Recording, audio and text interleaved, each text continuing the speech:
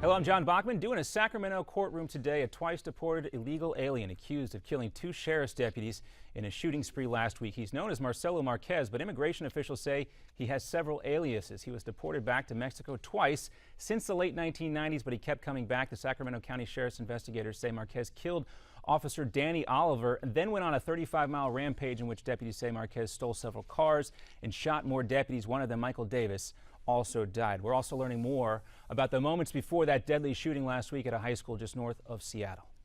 We know that the shooter had arranged to meet with friends at the lunch hour on Friday. Witnesses confirmed that the 5 victims were at the table when the shooter opened fire. Well, Jalen Freiberg, a once popular freshman, shot all 5 before killing himself. 2 girls have died. 3 more teens are still in the hospital. And another Ebola patient is now officially Ebola-free. Dallas nurse Amber Vincent, who contracted Ebola while treating victim Thomas Duncan, is now free of the virus. She's due to be released from Emory University Hospital in Atlanta this afternoon. We'll try to bring you that news conference. And as more American troops deploy to Liberia to fight the Ebola outbreak, some soldiers returning from the hot zone are spending 21 days in a mandatory quarantine at an Italian base. The Joint Chiefs are recommending that for all American troops on the mission. The White House press secretary was asked what the president thinks, and this was his answer. Ultimately, it would be the responsibility for the Secretary of Defense to put in place this policy. And so because that policy decision has not been rendered, I'm not going to get ahead of it from here. Several dozen more soldiers are expected to go into quarantine in Italy later this week. And a week before Election Day, things are looking tight in the North Carolina Senate race. A look at some recent Marist poll numbers shows support for Democrat Kay Hagan, who skipped her last debate, slipping a bit.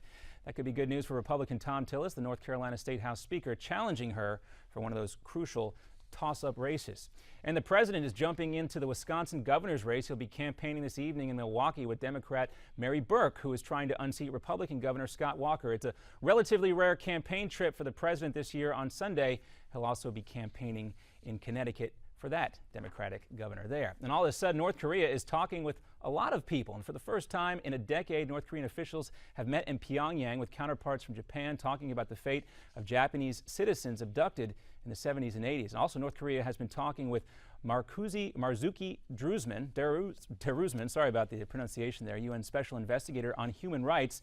The North Koreans now say he must be allowed to visit. And in Hawaii, that slow but relentless lava flow is continuing out of the Kilauea volcano on the Big Island, continuing to come close to dozens of home. Residents have been put on notice that they might have to evacuate very soon. We'll have another update for you in 30 minutes. Now back to America's 4.